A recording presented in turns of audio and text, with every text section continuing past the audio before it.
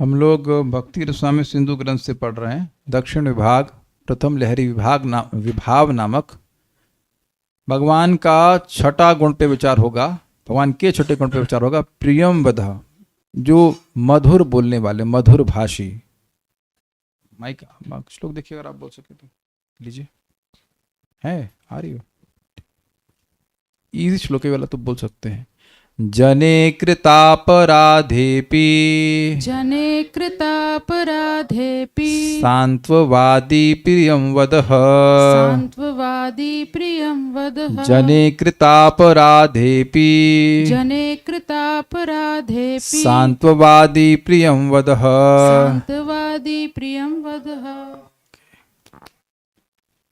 अपराधी व्यक्ति के प्रति भी शांति पूर्वक बात करने वाला प्रियम वद कहलाता है।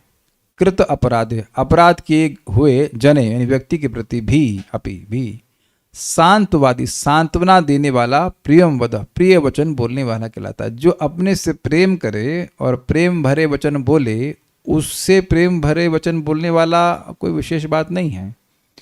लेकिन जिसने खुद के प्रति अपराध किया है, उसके प्रति भी सांत्वना देने वाले वचन बोलने वाले को प्रियम वद कहा जाएगा। ये बड़ा विशेष गुण है भगवान का। क्या एग्जाम्पल आ रहा है इसमें? ये है भगवान के वचन हैं कालिया नाग के प्रति। कृतव्यलीके पिन कुंडलिंद्र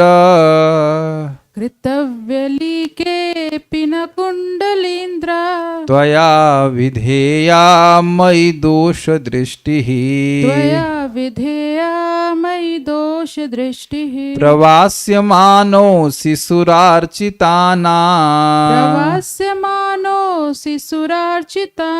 परम हितायाद्य गवां कुलस्य कृतव्यलीकेऽपि न कुण्डलीन्द्र त्वया विधेया मयि दोष दृष्टिः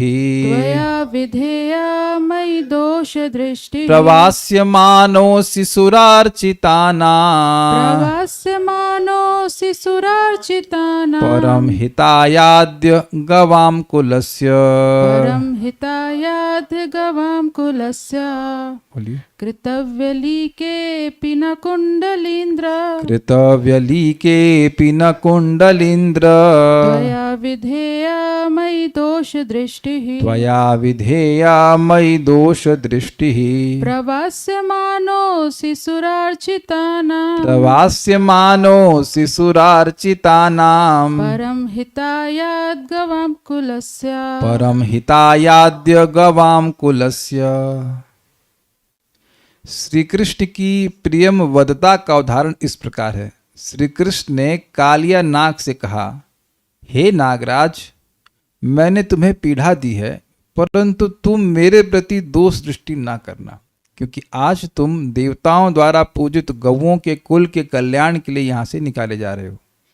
अब जानते हैं कि भगवान कालिया नाग का दमन क्यों किए थे। कालिया बहुत ज़बरदस्त विष से युक्त था और इतना उसका विष का प्रभाव था कि जिस कालिया हृदय में वो रहता था उसमें से बुलबुले उठते थे, और वो जो उसकी वाष्प ऊपर उठती थी, या जो भी कह लीजिए भाप, तो उसके प्रभाव से ऊपर उड़ने वाले पक्षी भी गिर के मर जाते थे।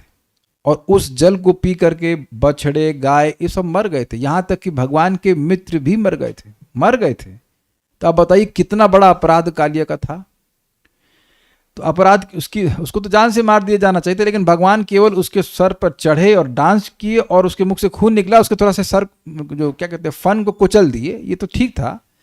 लेकिन अब भगवान क्या रहे हैं कि यद्यपि मैंने तुम्हें पीड़ा दी है, लेकिन तुमको मुझ में दोष दृष्टि नहीं करनी चाहिए कि मैंने तुम्हारी पिटाई करी। इट्स वेरी इंटरेस्टिंग, आप ये मत सोचिएगा भगवान का वचन सुन करके कि भगवान ने कोई अपराध किया था। अपराध कालिया का ही था। देखिए, कोई जेब कतरा अगर कुछ चोरी करता है, कुछ भी करता है, तो अब पुलिस थप्पड़ मारती तो इस प्रकार सांत्वना देती है। भाई अपराध तो उस जेब कतरे का था ना, या चोर का था। तो लेकिन भगवान ऐसे बोल रहे हैं कि जैसे मतलब भगवान ने ज्यादा पीड़ा दे दी हो ऐसा करके। तो कह रहे हैं कि यद्यपि मैंने आपको पीड़ा दी है, लेकिन सांत्वना प्रदान कर रहे हैं। पीटने के बाद कह रहे हैं देखो यद्यपि मैंने आपको पीड़ा दी है, लेकिन आपकी मेरे प्रति दोष दृष्टि नहीं होनी चाहिए।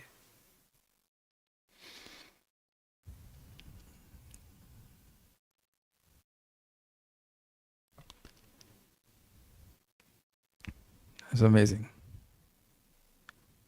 और फिर सांत्वना क्या दे रहे हैं कि देखिए आपको खुश होना चाहिए कि देवताओं के द्वारा जो पूजित गौवे हैं उनके कल्याण के लिए आप ब्रज छोड़ के जा रहे हैं। आपको पिटाई हुई है और आपका जो ट्रीटमेंट हो रहा है, आपको बाहर निकाला जा रहा है, वो भी कल्याण के लिए। और उस पर भी भगवान और मजेदार बात कहे, कालिया को डर था कि अगर कालिया हृदय के बाहर जाएगा तो गरुड़ जी उसे खा जाएंगे। ये पता है आपको बात? कालिया हृदय में मतलब ये था कि टर्म्स एंड कंडीशन थे कि यहाँ पे गरुड़ जी आकर के नहीं खाएंगे किसी को। तो कालिया आ गया वहां पे। और भी पीछे लंबी कथा है, उसको हम नहीं जा रहे हैं। लेकिन भगवान ने कहा देखो तुम्हारे जो सर पे हम पीटे हैं, मतलब अपने शरण चिन्ह तुम्हारे अंकित कर दे, उसको देखकर गरुड़ तुमको नहीं खाएगा, तो घबराओ मत। ऐसा सुना जाता है कि आज भी फिजी में ये कालिया रहता है और वहां पर कालिया कृष्ण की उपासना होती है। इस्कॉन के जाने से पहले भी वहां पर सर्प की उपासना होती थी फिजी में। बहुत सारे हिंदू भी वहां पे रहते हैं, लेकिन इस्कॉन के स्थापना होने से पहले भी वहां पे इस्कॉन ने स्थापना करी भी है, कालिया कृष्ण करके।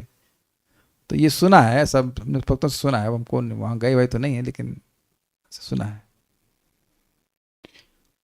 कुंडलींद्र, कुंडलींद्रा, कुंडली व करने वालों में इंद्र। सर्प कुंडली करके बैठता है कि नहीं? क्या क्या शब्द सुनने को, कुंडली करने वालों में इंद्र। सर्पराज, हे सर्पराज कालिया, कृत व्यलीके, मेरे द्वारा पीड़ित होने पर। अब एक बड़ा इंटरेस्टिंग शब्द है व्यलीक मतलब, व्यलीक मतलब होता है चीटिंग। निर्व्यलीक मतलब बिना चीटिंग के भजन। तो यहाँ चीटिंग का अर्थ है, इसलिए चीटिंग अर्थ नहीं है। श्रीला जीव गोस्वामी समझाते हैं कि अमर कोश के अनुसार व्यलीक का अर्थ पीढ़ा में भी होता है। एक मतलब व्यलीक का हुआ चीटिंग और दूसरा व्यलीक का अर्थ हुआ पीढ़ा।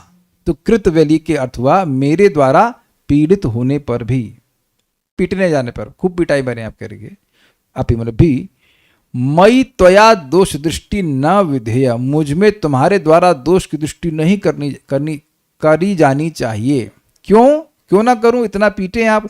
कोई मान लीजिए कि अब धाय धाय धाय झापड़ मारे, कहे भाई देखो हमारे प्रति आप दोष दृष्टि ना करना। खूब जम के पिटाई करे और फिर कोई कहे कि ना ना ना ना, तो कह रहे हम अपने लिए कुछ नहीं किया। वैसे भी श्री कृष्ण का तो कुछ कर भी नहीं पाया था, प्रयास किया था मारने का, लेकिन मार नहीं पाया था। अद्य आज सुर अर्चिता नाम, सुर प्लस अर्चिता नाम, जो देवताओं के द्वारा अर्चित हैं, देवताओं द्वारा पूजित गवाम कुलस्य, गायों के कुल के परम हिताया, परम हित के लिए प्रवास से माना असी, तुम्हें यहां से निष्कासित किया जा रहा है। तो मतलब तुम एक अच्छे कॉज के लिए पीटे गए हो। तो you have been beaten for a good cause.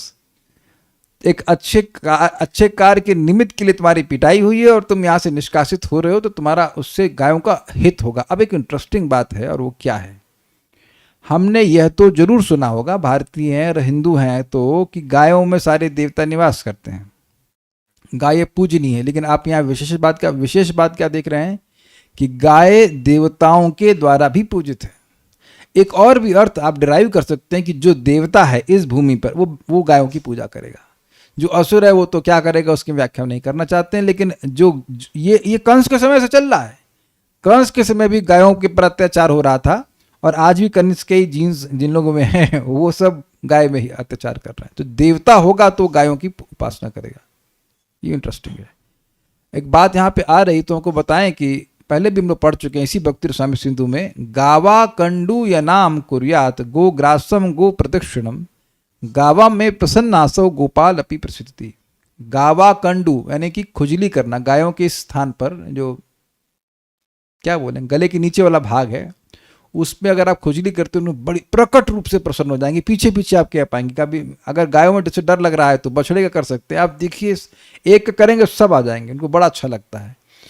और गोग्रासम, गायों को कुछ खाने के लिए दीजिए और उनकी प्रदक्षिणा करें, तो इससे गाय प्रसन्न होती हैं। प्रदक्षिणा करने से प्रसन्न होती हैं प्रकट नहीं दिखता है, कभी कभी वो थोड़ा इरिटेट भी जाती हैं लेकिन लिखा है शास्त्र में तो होती होंगी, लेकिन ये दो कार्य करने से, भोजन देने से और खुजलाने से, तो बिल्कुल वह प्रसन्न हो जाती हैं। तो गावा में प्रसन्न आसव गोपाल अपी प्रसिद्धि, गाय मुझसे प्रसन्न हो जाती हैं तो गोपाल भी मुझसे प्रसन्न हो जाते हैं, ये बात है। तो कहने का मतलब है कि जो आप यहां रह रहे थे, ये बहुत फजीहत कर रहे थे। जो देवताओं के लिए उपास्य गाय हैं, उनके लिए आप परेशानी कर रहे थे। जबकि देखा जाए तो कालिया किसी को खा नहीं रहा था, कालिया गायों को और बछड़ों को नहीं खा रहा था, ये गलती नहीं किया उसने। लेकिन अब क्या करें, उसके मुख से ऐसा जहर निकलता था कि उसकी वजह से वो मर रहे थे।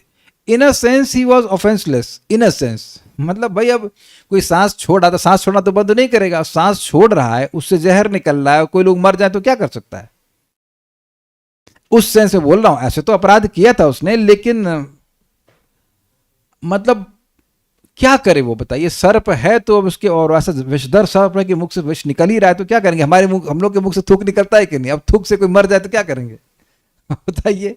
तो उस दृष्टि से कालिया ने कृष्ण का अपराध नहीं किया। आप ध्यान दीजिएगा कि कालिया ने की झगड़ा कृष्ण से अभी तक नहीं हुआ था, जब तक कि वो अंदर रह रहा था और कोई मतलब ये मरे नहीं थे गाय और बछड़े, तब तक भगवान कुछ नहीं कहे थे उसको। लेकिन जब गाय बछड़े मर गए तब भगवान फिर अंदर प्रवेश किए, फिर उससे झगड़ा हुआ। ये तो कालिया को मतलब नहीं, श्री कृष्ण कौन है कुछ को मतलब, he was in his own world से कहना चाहिए। उसके बाद भी आप जानते हैं कि जब भगवान कूदे तो वो भगवान आराम से तैर रहे हैं उसमें भगवान को कुछ नहीं हो रहा। और अब वो आकर के लिप देखा कौन है, आया लिपटा, फूंक फूंक मारा, खूब प्रयास किया, कुछ भगवान को नहीं कर पाया वो। तो भगवान को मारने का प्रयास किया, भगवान के मर्म स्थानों पर उसने दंश भी मारे, लेकिन कुछ नहीं भगवान कर पाया। तो अपराध भगवान का अब उसने किया था जब भगवान से लड़ाई कर रहा था, तब भगवान उसको पिटाई की है, ये बात है। दुर्गम संगमनि टीका, पीड़ार्थे पिव्यलीकम सत्सयादि इत्यमरः, पीड़ा के अर्थ में भी व्यलिक शब्द होता है, ऐसा अमरकोश कहते हैं। ये कहने की क्या जरूरत थी, क्योंकि व्यलिक शब्द का प्रसिद्ध अर्थ है चीटिंग। तो यहां पर इसलिए बोलना पड़ा कि यहां पे कृत व्यलिक का आप कृत चीटिंग तो नहीं सकते, कृष्ण ने कोई चीटिंग तो करी नहीं है, तो इसलिए यहां स्पष्ट करना पड़ा कि व्यलिक का अर्थ यहां पर है चीटिंग, सॉरी पीड़ा, कि भगवान ने उसको पीड़ा दी, पीट पीट कर दर्द दिया। श्रील प्रभुपाद जी ने भी इस पर तात्पर्य दिया है, उसको हम पढ़ लेते हैं।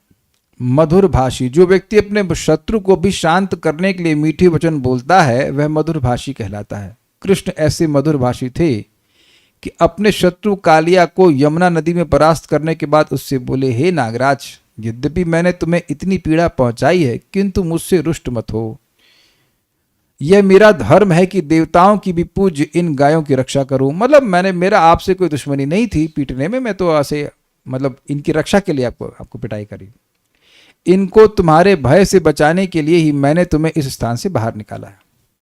कालिया यमुना के जल के भीतर रहता था, अतएव नदी का पिछला भाग विशाला हो चुका था, मतलब काली हृद वाला एरिया। इसलिए जिन गायों ने यह जल पिया था वे मर गई थी। यद्यपि कृष्ण केवल 4-5 वर्ष के थे, किंतु उन्होंने पानी में डुबकी लगाकर कालिया को कठोर दंड दिया और उससे उस स्थान को छोड़कर अन्यत्र जाने के लिए कहा।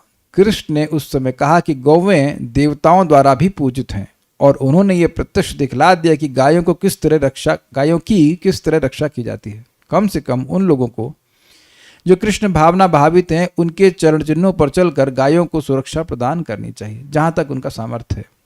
गायें केवल देवताओं द्वारा ही पूजित नहीं है, कृष्ण ने भी अनेक अवसरों पर विशेषतः गोपाष्टमी तथा गोवर्धन पूजा के समय गायों की पूजा की थी। अब एक नोट मैंने दिया है, ये नोट है 10th कैंटो से ही।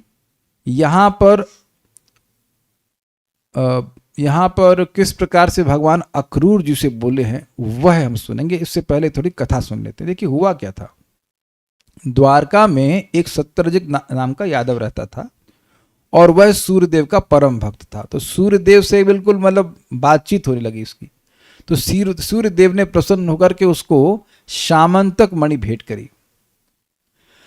वो एक ऐसा दिव्य रत्न था जो हर दिन 8 भार सोना उत्पन्न करता था। समतोला कहते हैं, जो कुछ भी, काफी सोना होता था। हम लोग के पास तो 10 ग्राम भी नहीं है, लेकिन और जहां भी वो मणि रहती थी वहां ना अकाल होगी ना महामारी रहती थी। तो एक दिन श्री कृष्ण के सभा में, भगवान की सभा में सत्राजित वो मणि पहन करके आया और इसको देख करके बाकी लोग अटकल करने लगे, लगता है सूर्यदेव ही आ गए। तो लोग सोच रहे सूर्यदेव कैसे आ सकते हैं, तो उन्होंने कहा अरे भगवान से मिलने के लिए तो अनेक अनेक देवता आते ही रहते हैं, तो सूर्यदेव आ जाए तो कौन से आश्चर्य की बात है। जो पास में आए तो देखा अरे ये तो सत्राजित, लोग जानते थे उसको, सत्राजित ही सत्यभामा का पिताजी भी थे। तो अब भगवान ने उनको बोला कि ये मणि आपको राजा उग्रसेन ना, उग्रसेन को दे देनी चाहिए, अपने पास नहीं रखनी चाहिए। भगवान आगे का देख लिए थे कि ये मणि जिसके पास होगी उसको बड़ा खतरा होगा, लेकिन सत्राजित को अच्छा नहीं लगा और वो मना कर दिया। देखिए भगवान को मना करने का जो अपराध था उसका बहुत बड़ा परिणाम उसको भोगना पड़ेगा। अब हुआ ये कि उसने अपने भाई प्रसेनजित को ये मणि दे दी और प्रसेनजित सत्राजित का छोटा भाई उसको पहन करके दिखाने लगा कि मैं हीरो हूं। तो गए, अब वो जंगल में शिकार करने के लिए चले गए, तो वहां पर एक सिंह ने उसे मार दिया। और सिंह मणि का क्या करता, लेकिन जो भी था मणि उसके पास थी, जो भी था, अब उस सिंह को जाम्बवान ने मार दिया। और जाम्बवान के लिए भी कोई मणि काम का नहीं था, लेकिन उनको अपने बच्चे के लिए कहा चलो बच्चा खेलेगा उससे मणि से ले गए। जाम्बवान की एक लड़की भी थी, उसका नाम था जाम्बवती। तो जाम्बवान अपनी गुफा में लेके चले, जाम्बवान इज लाइक भालू, तो जाम्बवान लेके अपनी गुफा में चले गए, वहां बच्चा खेल रहा था उनका। तो अब सत्राजित हल्ला करने लगा, देखा उस दिन मैं गया था सभा में तो ये मांग रहा था जरूर मेरे भाई को मार दिया है और मणि रख लिया है। तो अब भगवान के लिए बहुत बड़ा आरोप हुआ। देखिए अब भगवान को जगत भगवान को नहीं छोड़ रहा है, तो आप लोग पर कोई आरोप लग जाए तो कौन सी बात है, झूठा आरोप। तो भगवान अब ढूंढने के लिए जंगल में गए, तो वो देखे कि भाई प्रसन्नजित है, वो मारा पाया। तो प्रसन्नजित को शेर ने मारा, ये समझ गए होंगे ना, शेर ने मारा किसी तरह से।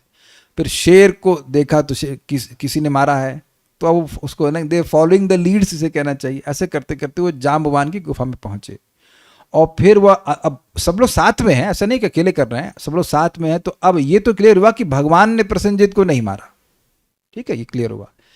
अब भगवान उस गुफा में प्रवेश किए, कहे बाकी लोगों को कहा कि रुक जाओ मैं आता हूं। तो अंदर प्रवेश करते हैं तो 21 दिन 28 दिन या 21 दिन जो भी है वो युद्ध किए जाम्बवान से। एक्चुअली ऐसा नहीं हुआ, अंदर प्रवेश किए और जाम्बवान का बच्चा वहां पे मणि से खेल रहा था और एक वहां पे नर्स भी थी, अपॉइंट की होगी उसने बच्चे को, बेबी सिटिंग। तो वो चिल्लाई जोर से क्योंकि बच्चे की मणि छिन गई, तो बच्चा भी चिल्लाया और ये नर्स भी चिल्लाई। तब वो है जाम्बवान आ गया युद्ध करने के लिए। तो अब जाम्बवान भगवान को पहचान नहीं पाए। जाम्बवान ही भगवान राम के संग अशिष्ट किए थे, लेकिन अब भगवान की माया की नहीं पहचान पाए। भगवान का भी युद्ध करने का मन था। तो 28 दिन या 21 दिन जो भी होगा, खूब युद्ध हुआ और कोई नहीं हार रहा था। लेकिन अब धीरे धीरे करके जाम्बवान थकने लगे। भगवान जो मुष्टि प्रहार कर रहे थे, मतलब घूंसे से मार रहे, तो उनके शरीर में अब दर्द होने लगा। तब जब अच्छे से पिट गए वो उसके बाद उनको समझ में, अरे ये तो मेरे प्रभु श्री राम ही हैं। तब वह बड़ा प्रसन्न हुआ और फिर उन्होंने अपनी बेटी जाम्बवती की शादी, मतलब जाम्बवती की शादी तो नहीं करा, जाम्बवती को दे दिया श्री कृष्ण को। और इधर सब लोग बड़े चिंतित थे कि क्या हुआ। काफ़ी दिन वेट किए, फिर सब लोग वापस आ गए। लेकिन फिर वह वहाँ की कोई देवी थी, उनकी पूजा करने लगे कि श्री कृष्ण का क्या होगा। तो फिर श्री कृष्ण, वो देवी प्रकट होकर कहते हैं कि कुछ ही दिन में श्री कृष्ण आ जाएंगे। तो श्री कृष्ण फिर आ जाते हैं जाम्बवती के संग, तो लोग बड़े खुश हो जाते हैं। ये सब कहानी थी और मणि भी साथ में लेके आ जाते हैं।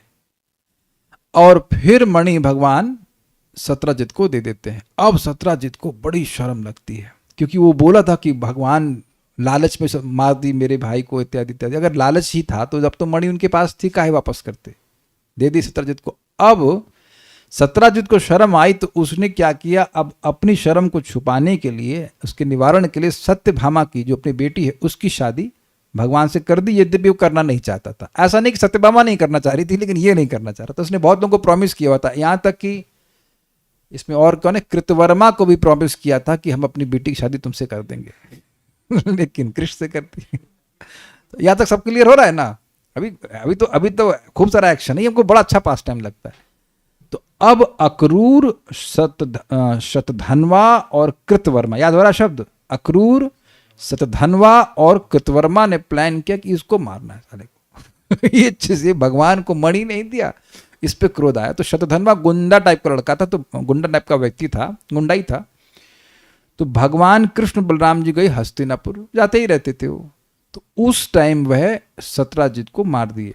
सत्यजित अपने महल में था, सत्यभामा भी थी उस समय, कुछ कारण से अपने घर पे आई हुई होंगी मायके में। तो रात्रि में प्रवेश किया और पकड़ कर गर्दन काट दिया पशु की तरह सत्यजित की, और सत्यभामा के सामने ही काट दिया। मतलब क्लियर था कि किसने मारा है। तो अब हल्ला हो गया, तो भगवान जल्दी जल्दी लौट के ससुर जी को मार दिया, ससुर जी को मार दिया, रो भी रहे हैं, अरे हमारे ससुर जी को मार दिया। तो अब वह शतधन्वा के पीछे चले। तो शतधन्वा का बहुत समय तक वो पीछा किए, फिर वो मार दी, लेकिन मणि नहीं मिली। तो कह रहे फालतू मारे, इसको मणि भी नहीं मिली। और मणि जो है वो अक्रूर जी के पास थी। एक्चुअली शतधन्वा पहले गया इनके पास, कृतवर्मा के पास और अक्रूर जी के पास। भगवान वही वापस नहीं आए थे, इन लोग घबरा रहा था कि अब भगवान को मालूम चलेगा तो मारेंगे। तो वो बोले कि अरे तुमको चुपके से मारने के लिए बोला था ना, कौन बोला था कि तुम ऊपर में मार दो, अब भुगतो। तो कृतवर्मा भी इनको रिजेक्ट कर दिए और अक्रूर भी रिजेक्ट कर दिया। और जहां अक्रूर से वो शरण लेने के लिए अक्रूर जी भगवान का यश बोलने लगे, अरे इन्हीं से पूरा विश्व आता है, इन्हीं से सृष्टि होती है। वो तो भक्त है, भगवान का यश बोलने लग जाएंगे, और अब कोई सहायता नहीं करे। अब वो भागा भागा भागा, लेकिन भगवान उसको मार दिए। लेकिन मणि वह अक्रूर जी के पास छोड़ के भागा था। सारी समझ रहे ना बात? तो अक्रूर जी के पास जब मणि आई, तब वह अब समझ गए कि श्री कृष्ण आके पूछेंगे, तो उनको बड़ा एम्बेरसमेंट लग रहा था। भाई वो जानते हैं कि ससुर जी के मर्डर में ये इन्वॉल्व है। ससुर के मार दिया, वही बड़ी बात है भाई। ससुर बहुत आत्मीयता होती है, नवाज ससुर की। गलत बोल रहा है क्या? नहीं होती है, ठीक है। अक्रूर जी भाग गए काशी। अक्रूर जी भाग गए काशी और वहां जाकर खूब सारा यज्ञ करने लगे, सोने की वेदी, और खूब दान पुण्य करने लगे। तो भगवान मैसेज दे करके वापस बुलवा लिए कि भाई वापस आ जाओ, हमको मालूम है कि मणि आपके पास है, हमको मणि नहीं चाहिए, आप सही व्यक्ति हैं, लेकिन दुनिया को दिखा दीजिए कि भाई मणि मेरे पास नहीं, मेरा जो आरोप, हाँ मणि मेरे पास नहीं है। और क्योंकि अब आरोप लगा है कि सत्यजित को हम मार दिए हैं, कुछ करने मारे तो नहीं, लेकिन मणि आपके पास हमको पता है, बस वापस ले आइए। तो अब उसके बाद अक्रूर जी से क्या कहते हैं वो देखते हैं। वेदवादी आप हैं? श्लोक बोलिएगा। पूजयित्वाभिभाष्येनं कथयित्वा प्रियः कथा। पूजयित्वा विभाषेणं कथयित्वा प्रियः कथा। आ गया प्रिय शब्द, प्रिय बोल रहे हैं भगवान। विज्ञाताखिल चित्तज्ञः स्मयमान उवाचः। विज्ञाताखिल चित्तज्ञः स्मयमान उवाचः। ननु दानपते न्यस्तः त्वय्यास्ते शतधन्वना। ननु दानपते न्यस्तः त्वय्यास्ते शतधन्वना। स्यमन्तको मणिः श्रीमान् विदितः पूर्वमेव नः। स्यमन्तको मणिः श्रीमान् विदितः पूर्वमेव नः। प्रिय अनुवाद। भगवान कृष्ण ने अक्रूर का स्वागत सत्कार किया, उनका गोपनीय तौर पर अभिवादन किया और उनसे मधुर शब्द कहे। तब हर बात जानने वाले होने के कारण भगवान, जो कि अक्रूर के हृदय से भली भांति अवगत थे, हंसे और उनको संबोधित किया। हे दानपति, अवश्य ही वह ऐश्वर्यशाली श्यामंतक मणि शतधन्वा तुम्हारे संरक्षण में छोड़ गया था और अब भी तुम्हारे पास है। असल में हम इसे लगातार जानते रहे हैं। अब आप ये देखिए कि भगवान ने ये बोला ही नहीं कि हमारे ससुर को आप क्यों मरवाए, क्या जरूरत थी। डांटे, कोई ना कोई डांटेगा कि नहीं, कम से कम पूछेगा तो जरूर ना कि क्यों आप मरवाए, इतना बड़ा कार्य करने की आपको क्या जरूरत थी। क्या आप अपने को उस स्थान पर रखो कि किसी के ससुर को कोई मार दे। ठीक है, मैं मानता हूँ कि भगवान के एक ससुर नहीं है, बहुत सारे ससुर हैं, लेकिन ससुर उसको मारने की क्या जरूरत है। ससुर को काहे मारने की जरूरत है भाई। तो ये सारी बातें हैं। तो ये दिखा रहा है कि अपराध किए हैं। और देखिए एक इंटरेस्टिंग बात है, ये मान भी लिया जाए कि भगवान का सत्यजित से बहुत प्रेम है, नहीं है, चलिए मान लिया जाए, बेटी का नहीं है, बेटी का तो सहज अपने पिता से प्रेम होता है ना, तो सत्यभामा से तो प्रेम है ना भगवान का, मतलब लीला वाइज तो है ही ना, तो क्या बेटी नहीं परेशान होगी? सत्यभामा के पिताजी को कोई मार दे और वो भक्त ना हो तो भगवान उसको नहीं मारेंगे क्या? शत्रुधनवा को तो मार ही दिया था, और उसके साथ में जो लोग हैं उनको भी तो दंड दिया जाएगा, लेकिन अब अक्रूर भगवान के भक्त भी हैं, तो अपराध किए हैं, लेकिन भगवान उनसे कुछ भी नहीं बोल रहे हैं, वो बात बोल ही नहीं रहे, बस कह रहे मणि वापस कर दीजिए। सत्राजितोन्यपत्यत्वाद गृहिण्युर्दुहितुः सुताः। सत्राजितो न पत्यत्वाद् गृहिण्युर्दुहितः सुतः। दायं निनीयापः पिण्डान् विमुच्चर्ण च शेषितम्। दायं निनीयापः पिण्डान् विमुच्चर्णः च शोषितम्। शोषितम नहीं शेषितम, ठीक है, पढ़िए। क्योंकि सत्राजित के कोई पुत्र नहीं है, अतः उसकी पुत्री के पुत्र उसके उत्तराधिकारी होंगे। उन्हें ही श्राद्ध के निमित्त तर्पण तथा पिंडदान करना चाहिए, अपने नाना का ऋण चुकता करना चाहिए और शेष धन अपने लिए रखना चाहिए। हाँ, ऐसा होने पर भी, मतलब बेसिकली कह रहे हैं कि ये बेसिकली मणि किसकी थी? सत्राजित की। तो अब उनका पुत्र कोई है नहीं, आप समझ रहे हैं, तो अब पुत्री के पास ही सारा कुछ आएगा कि नहीं आएगा? Is normal, is it not clear सबको? बेटा नहीं है तो सारी संपत्ति किसके पास आएगी? बेटी की। अच्छा, बेटी की सारी संपत्ति किसके पास आएगी? उसके बच्चों की। तो बेसिकली लॉजिक तो ये है कि सामंतक मणि किसके पास आनी चाहिए? श्री कृष्ण के पास आनी चाहिए, वाया रूल्स ऑफ हाया, क्या कहते हैं, इनहेरिटेंस, रूल्स ऑफ इनहेरिटेंस।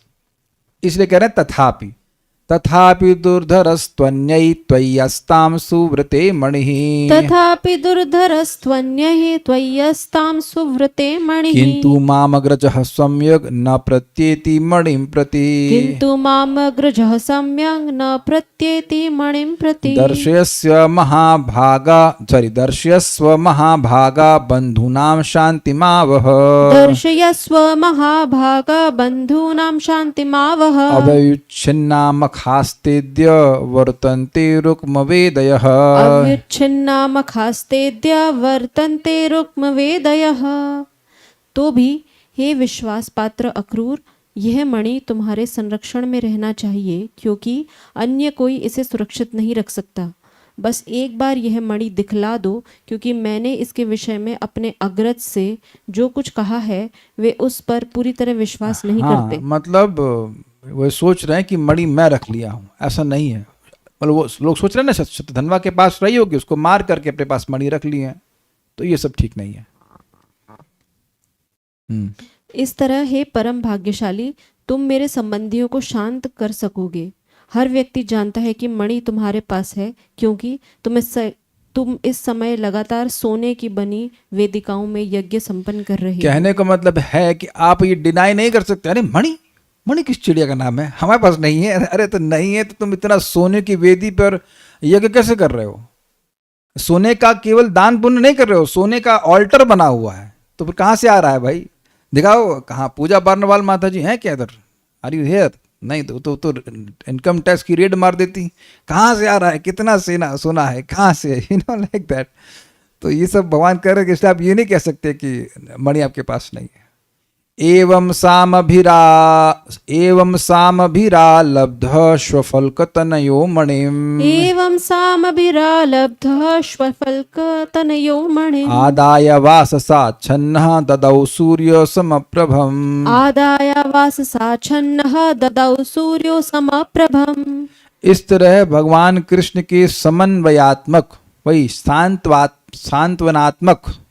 देने वाले शब्दों से लज्जित होकर श्वफल्क पुत्र उस मणि को वहां से निकाल करके ले आया जहां उसने अपने वस्त्रों में छिपा रखा था, और उसे भगवान को दे दिया। यह चमकीला मणि सूर्य की तरह चमक रहा था। देखिए, विचारनीय बात है कि उनको शर्म क्यों आई। देखिए, बहुत सारी बातें हैं। वो जानते हैं कि खुद वह भगवान के ससुर को मरवाने में एक्म्पलिस बोलते हैं, साथ दिए, लेकिन भगवान उधर कुछ नहीं बोल रहे। ये बहुत बड़ी बात है। आप किसी का कोई अपराध कर दिए हैं और वो उसको एड्रेस ही नहीं कर रहा और मीठा मीठा बोल रहा है, तो व्यक्ति को लज्जा नहीं आएगी? उस पर भी कह रहे कि मणि आप ही रखिए, यद्यपि मणि आपकी प्रॉपर्टी नहीं है, फिर भी आप रखिए, बस दिखा दीजिए कि मणि ऐसा ऐसा है, हम पर इल्जाम खत्म हो जाए। तो ये भगवान का प्रियवदता है। और किसी को कुछ याद आ रहा है? एक हमको ये भी याद आ रहा है, इंद्र का। इंद्र ने तो कितना बड़ा अपराध किया था, लेकिन वहां भगवान बोले कि देखिए आपके मन में अहंकार आ गया, तो उसको हटाने के लिए हम सब किए हैं। ऐसा कुछ नहीं, चाहिए वापस स्वर्ग में जाइए और अपने राज्य को, मतलब वापस अपने ड्यूटीज पूरी कीजिए। कुछ नहीं डांटे, ना कुछ भी नहीं किए भगवान। तो वहां भी बड़ा सॉफ्टली बोले। और कुछ आपको लीला याद आ रही है? हमको तो भी और कुछ याद नहीं आ रहा एकदम से, लेकिन ये है। इसमें श्रीमन चैतन्य महाप्रभु का भी एक पास टाइम है, ये अच्छा है, ये सुन लीजिएगा थोड़ा सा। क्या नाम? अमोघा नाम से था व्यक्ति, सार्वभौम भट्टाचार्य का दामाद। वो बहुत ही निंदुक था। तो महाप्रभु को सार्वभौम भट्टाचार्य जी ने इनवाइट किया प्रसाद के लिए। तो अब वो प्रसाद तो बहुत बढ़िया बनाया गया, लेकिन अमोघा आ सकता है इस संभावना के कारण वो डंडा लेके खड़े हुए थे दरवाजे पे कि कहीं घुस ना जाए। अब उधर भगवान चैतन्य महाप्रभु को प्रसाद सर्विंग करते करते उनका ध्यान चूक गया और अमोघा आकर के खड़ा हो गया और वहीं दरवाजे पे खड़े होकर बोला, ये सन्यासी होकर इतना खाता है, इतना खाता है। तो अब कह के भागा वहां जोर से। तो अब सार्वभौम भट्टाचार्य उनके पीछे भाग रहे, लेकिन वो तो तेज था, युवा था, और ये बुढ़े थे, तो डंडा लेके दौड़ रहे हैं और फिर भी वो पकड़ नहीं पाए। तो फिर लौट के आए और बड़ा कोस रहे, काश ये मर जाता। साठी उनकी बेटी का नाम है, काश साठी जो है विधवा हो जाती, ऐसे करके बोल रहे हैं। उनकी माँ, उनकी पत्नी भी बहुत दुखी हो रही हैं। तो भगवान ने आपको कहा कोई बात नहीं, आप परेशान मत हुई। लेकिन अब अपराध किया अमोघ ने भगवान के प्रति, तो कुछ ही दिन में उसको अशुचि, उसे कहते हैं क्या होता है, डायरिया, हाँ, हैजा का रोग हो गया, अशुचि कहते हैं। लगातार दस्त हो रहे थे, पेट में बड़े दर्द हो रहा था। तो जब सुने सार्वभौम भट्टाचार्य तो बड़े प्रसन्न हो गए। तो अच्छा है, मर जाए तो बड़ा अच्छा है बहुत अच्छा, हम प्रसन्न हैं अपने दामाद के लिए। लेकिन चैतन्य महाप्रभु उसकी कुटिया में गए, वो अपवित्र अवस्था में, फिर भी महाप्रभु ने अपना हाथ उसकी छाती पर रखा और बोले, आप एक ब्राह्मण हैं, आपको इस प्रकार, आपके हृदय में तो भगवान रहने चाहिए, आपका मन को पवित्र रखना चाहिए, इस प्रकार का आप द्वेष क्यों पाले हुए हैं? और भगवान की कृपा से वो ठीक भी हो गए, फिर वो भक्त भी बन गए। तो आप देख रहे हैं कि एक सन्यासी को उस तरह से बोलना, और भगवान महाप्रभु खाते भी नहीं थे ज़्यादा, लेकिन जबरदस्ती निंदा कर रहा था। तो ऐसे निंदक को, अपराध करने वाले के प्रति भी महाप्रभु बिल्कुल सॉफ्ट वचन बोल रहे हैं। एक और आपको सुंदर लीला आपको बताऊंगा। महाप्रभु के साथ में काला कृष्णदास या कालिया कृष्णदास, ऐसे कालिया कृष्णदास नाम का व्यक्ति था, सिंपल सा ब्राह्मण था। तो साउथ इंडिया में कुछ फर्जी सन्यासी थे, वो स्त्रियां रखते थे लेकिन बाहर से वेश बनाते थे सन्यासी का। बेसिकली देवर नोमैड्स मतलब बंजारे टाइप के थे वो लोग, वो तंत्र भी जानते थे। तो वो कालिया कृष्णदास को खींच लिए अपनी तरफ, स्त्रियों को दिखा करके। तो अब ये बड़ा अपराध है। भगवान गए उनके पास, बड़े प्रेम से बोलते हैं, देखिए आप भी सन्यासी हैं, मैं भी सन्यासी हूँ, आपको मेरे असिस्टेंट को इस तरह से नहीं लेना चाहिए इतने प्रेम से बोल रहे हैं। लेकिन अब वो लोग तो फिर अब बदतमीजी पे आ गए, तो वो हथियार लेकर भगवान पर अटैक करने लगे। तब भगवान की शक्ति से वो सारे हथियार छूट गए, उन्हीं लोगों को काट के खत्म कर दिया।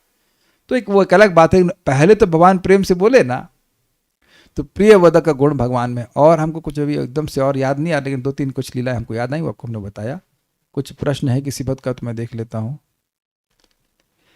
कालिया का विष तो उसकी प्रकृति या गुण था ना, इसमें काली का क्या दोष है? तो आप कालिया की बहन है जो उसकी साइड ले रही है। अरे तो तुम्हारा विष है तो तुम उसको सागर में रखो ना, जाकर के यहाँ ब्रज में काहे डिस्टर्ब कर रहे हो, है कि नहीं? कालिया की बहन तो नहीं आप। भगवान के सखा गण और गाय तो दिव्य हैं, फिर वो कालिया के पैदों से मर कैसे गए? हाँ, लेकिन लीला में तो होना, ये नहीं होगा तो फिर कालिया की पिटाई कैसे होगी? नदी का पिछला भाग से क्या मतलब है? बेसिकली कालिया हृदय का गुप्त रूप से स्वागत क्यों किया? देखिए, अगर ये बात अक्रूर जी से, अभी तो मैं खाली रिस्पॉन्स दे रहा हूँ और टीकाओं में तो देखना पड़ेगा, लेकिन मेन बात है कि अगर ओपनली अक्रूर जी से इस प्रकार से बोल रहे होते तो अक्रूर जी को शर्म नहीं आती?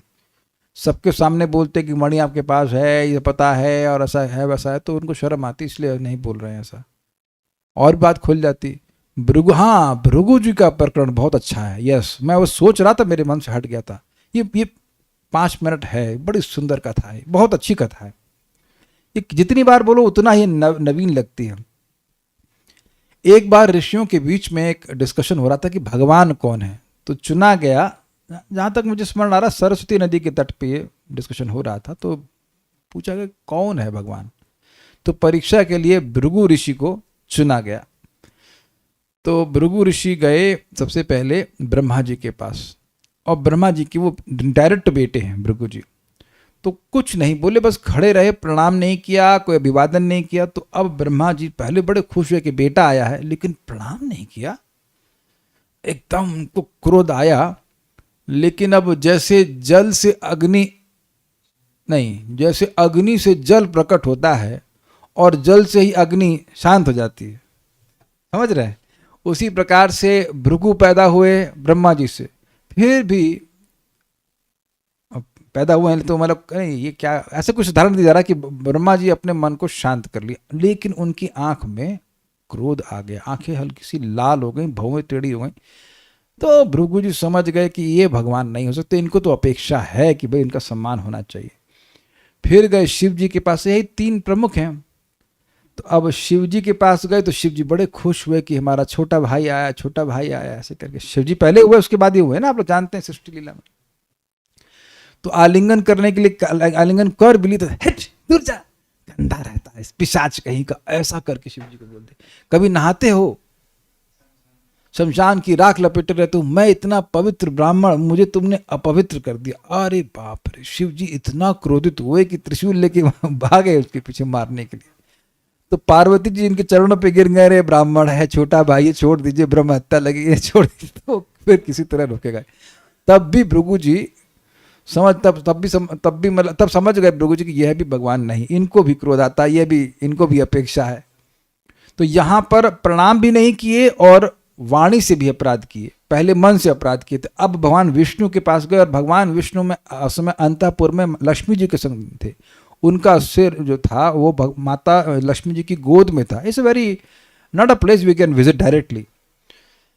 और भृगु जी वहां गए, दंदनाते हुए, प्रणाम नहीं किया। भगवान को देख करके प्रणाम करना चाहिए, नहीं करना अपराध होता। एक अपराध किए, फिर उसके बाद गाली देना शुरू किए, कारण दकाशाई, गर्भो दकाशाई, शिरो दकाशाई, शाई शाई, हमेशा सोते ही रहते हो, आलसी कहीं का, वाणी से बोला, और जा करके छाती पे लात मार दी।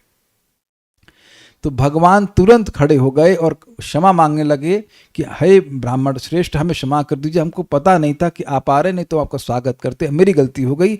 और फिर उनके चरण का सम्मान करने, चरण को सहलाने लगे कि देखिए मेरी छाती तो अत्यंत कठोर है, आपके चरण इतने कोमल हैं, जरूर उसमें चोट लग गई होगी, हमें क्षमा कर दीजिए। तो बड़ी इंटरेस्टिंग बात बताई गई है कि जब भगवान क्रोधित नहीं हुए, ये उनका सतुगुण का गुण था।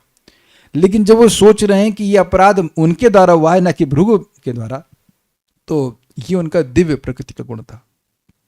ये इंटरेस्टिंग चक्रवर्ती बात समझाते हैं। तो यहाँ भी देख रहे हैं कि अपराध किए हुए को भगवान प्रेम से बात कर रहे हैं। कौन ऐसा कोई व्यक्ति हो सकता है जो सो रहा हो, अरे सोने वाले को ऐसे डिस्टर्ब कर दो, गाली देगा, कम से कम मन में तो देगा और वाणी से भी देगा, लेकिन ऐसे छाती पे कोई प्रहार कर दे, मेरे ख्याल से आज तक कभी कोई नहीं किया होगा इस तरह से। तब भगवान, और भगवान होकर के भी, तो भगवान है इसीलिए उनको कोई अपेक्षा नहीं कि कोई कुछ करे, हमेशा वो क्रोध से परे रहते हैं। तो भगवान इस प्रकार से उनको प्रिय वचन बोले। और तो हमें कुछ नहीं याद आ रहा है, ये अच्छा याद दिला दिया आपने। अक्रूर जी तो भक्त हैं, मर्डर क्यों करवाए नहीं समझे। मर्डर क्यों करवाए, देखिए क्यों का उत्तर हमेशा नहीं मिलता है, लेकिन इतना हमने सुना था महाराज जी से कि अक्रूर जी को क्रोध था कि ये भगवान के मांगने पर भी मणि नहीं दिया, इस बात का क्रोध था, इसलिए उकसाए वो। और एक और भी बात आती है कि इस चक्कर में इनको द्वारका से बहुत दूर काशी रहना पड़ा काफी समय तक। तो इसका कारण ये था कि इन्होंने गोपियों को दुख दिया था। श्री कृष्ण को यह मथुरा लेके गए थे, तो उसकी वजह से गोपियों का इनको कर्ष या इनका जो गोपियों के प्रति अपराध था, इस वजह से इनको कृष्ण से बहुत दूर काशी में रहना पड़ा। ये सारा इसके पीछे था। हाँ, गोपियों को सांत्वना भी नहीं दिए थे, एकदम चुपचाप कृष्ण बलराम जी को लेकर के चल दिए थे। तो ये सब अपराध लगा था, सब बातें भी हैं। So will stop here now. Shri Shri Krishna भगवान की जय, श्री श्री भक्ति रसामय सिंधु की जय, श्रील प्रभुपाद की जय, निताई गौर प्रेमानंदे।